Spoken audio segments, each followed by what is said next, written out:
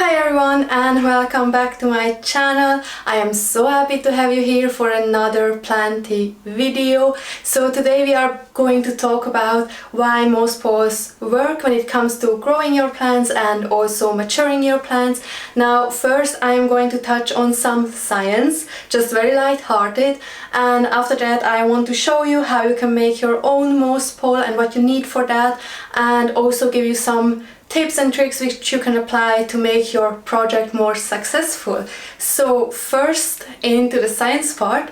So your plants, for example, if you have philodendrons or any kind of monsteras, it is very likely that you have a climbing plant, which means that they need some kind of support to grow according to their growing habit, and there are different ways you can do it. You can do it with trellises, with planks, with moss poles. The important part is to give the plant support. So why do plants need that support? So for it to grow bigger leaves, and that is in the nature of our tropical plants like philodendrons and monsteras, to get bigger and bigger leaves when they are growing and maturing, they need an additional support which they can get through their area roots, which attach, for example in this case, to the moss pole. Now it is also important to note, when these area roots attach to something like to a moss pole, these area roots just not only support the weight of the leaf but also make the plant able to get additional water and nutrition which they need. Now on the other hand, getting bigger leaves is, as I already mentioned, in the nature of these tropical plants, since they are living in very wet and hot weather. So to combat this, the more bigger the leaves get, the bigger the protective layer over the leaves is, so they can resist higher temperatures much better than, say, a cacti.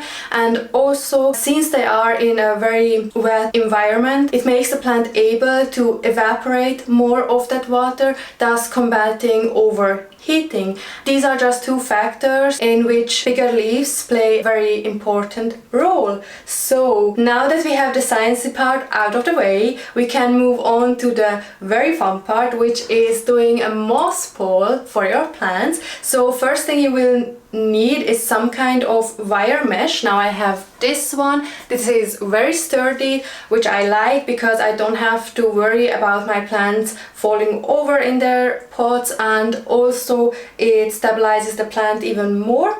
The other thing you will need is, of course, moss. This is pre-moistened, and also some zip ties, and to make it very tidy you also will need scissors and also a plant, of course. So here is mine. This is my philodendron Florida Beauty. Now I think it is at a point where it is ready for a moss pole, since little area roots are also coming out of the stem. And yeah, so what you are wanting to do is just take the moistened moss and place it in the middle of this mesh. It's very easy. So yeah, let me know if you are currently using moss poles, or if you're rather into the supporting your plants with a plank, and tell me all about it, how it goes, because I just couldn't get it down. I don't know why it didn't work for me, and I don't know if it's because of an environmental aspect I have here in my space, or if I did something wrong. So I'm very curious how your journey is going with maturing your plants or just growing your plants up a pole. So now if you feel like you have enough moss, I don't know if I can show you, like this for example, you can take your zip ties and just tie the two ends of the mesh together. Now I will say, if you fear overwatering your plants when watering your moss pole, because let's be honest, you will be watering your moss pole more often than your plants probably need to be watered, depending on the size on your pole. But I would just leave out the section which goes into the soil just without moss, so moss doesn't touch the soil. Your risk of overwatering is very slim, I would say. So I'm just going to tie this up. Now I wouldn't really stress about how big your moss pole is going to be, because you can very easily just extend your moss poles. You just add an additional part of your wire mesh and then fill it up with additional moss. Now I know I'm making here a huge mess, but it's going to be even bigger. Just leave me some time to it. Yeah, so I would suggest, if you want to make this look quite clean and put together, I would use like black or white zip ties, depending on your preference, and so it doesn't stick out to the eye as much, and leave it on the back side. So yeah, let me zip this up quickly. So now that I zip tied it everywhere that I wanted to, hope you can see that. I know it looks kind of funky right now. So as you can see, I have not enough moss in the pole yet. So I just will add some more moss until it's like, you don't really want to be compacted, because that won't be good for your plant in my experience, but you want it to be like enough so your plant can feel supported. So yeah, this looks really funny, I know. And oh, by the way, I am using this sphagnum moss. It is like, I don't even know, yes, a 40-liter bag, so it doesn't seem like much, but trust me, the moment you are mixing it in with water and let the moss soak, it will get so much bigger in the volume, and you will have plenty of it. So highly recommend the 40-liter one. So at this point I would suggest to just cut these zip ties. I will quickly do that. So now that we cut all of the zip ties on my moss pole, I will unpot my plant, so even do a bigger mess, and yeah, I will see if I use a different soil mix here or if I leave it, because this is the original one and I'm not quite sure if I love it, but we will see. So let's unpot her.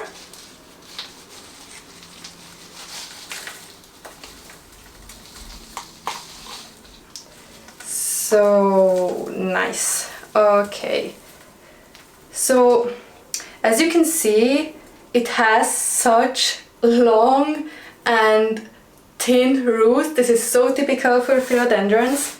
So I think I will leave this.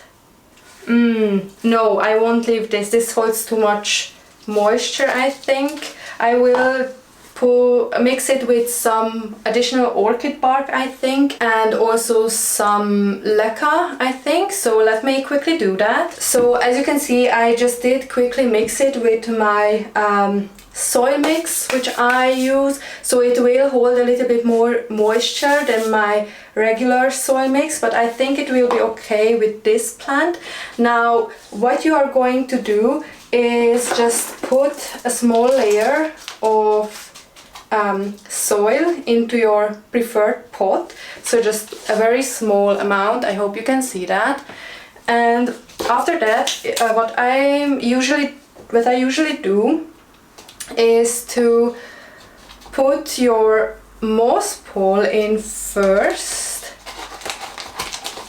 move it like in place. Now this is maybe too small, but I guess for these roots it's going to be okay. Well, so actually I think I'm going to switch to a bigger pot. Just give me a sec. So I found this ugly pot, but to be fair, I think this is going to be it because of the size of it. I think it is perfect, And now I will firstly put in the moss pole. Now I like it to be quite close to the edge of the pole so the plant can have as much space in the pot as possible. So I will just situate the plant as I want to have it. So the important part at this stage is if you see little area roots coming out or sticking out, it is important that those little roots are pressed against, if it's possible, to be pressed against the moss pole so they realize that there is something they can climb on. And if you situated your plant as you wish it to have, you can just hold it there. I hope I don't break anything. And just fill it up with soil. Now, I know a lot of people say that, leca. A lot of people say that moss poles are very high maintenance, and it's kind of true. So I just want to give you some tips so you can stay on top of it. So when it comes to watering, a lot of people say not to let your moss pole dry out, and there is some truth to that. But I wouldn't jump on the first, when you see the first dry piece of moss, because inside it's going to be still damp, or the chances are high, so I wouldn't stress about it at that point. How I do it is to leave the outside part of the moss pole to dry out. Now if you're going to squish it like this, you will feel that the moss is quite crunchy, but also a little bit of resistance because inside it is like still moist to some point, and that would be the point where I would water the pole.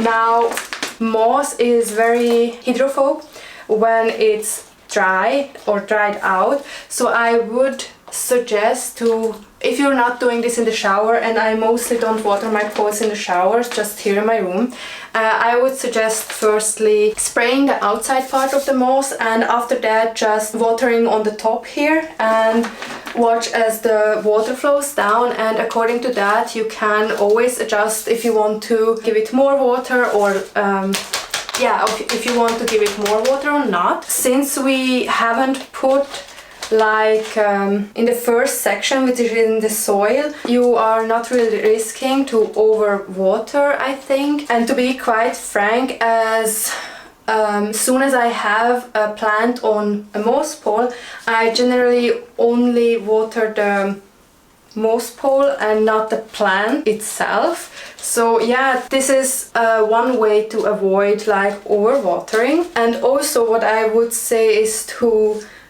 fertilize your moss poles. I didn't know at first that you need to do that, but as I stated earlier, the area roots of the plant is not just for supporting the plant, but also to take up nutrition and also water. So you have to give it nutrition, because moss is a substrate which doesn't contain nutrition. Yeah, I would recommend to do that. So quickly, I wanted to show you on my Philodendron Splendid how it looks if you are not fertilizing your moss pole, but only like the substrate it's in. So this was the very first leaf that attached to the moss pole, and it stayed the same size until the third leaf arrived, which was a little bit smaller, and after that this one was also smaller. So as you can see, it is like that big, and after this leaf I started to fertilize and I got this leaf, so it is like much bigger than the previous one, and since then I am getting quite huge leaves. So yeah, definitely fertilize your moss poles. With time your plant will realize that there is a pole inside, and it will get attached and grow. And don't forget to fertilize, because without that I don't think you are able to mature your plant, because it doesn't get the nutrition they need to grow. So let me show you the finished product. So here is my Philodendron Florida Beauty with her moss pole, and hopefully she will get huge and lush and mature. Yeah, so if you are into plant care videos, then check out this video where I will be talking about winter plant care. And thank you so much guys for hanging out with me. Don't forget to subscribe and to like if you enjoyed it, and till the next time, bye bye guys.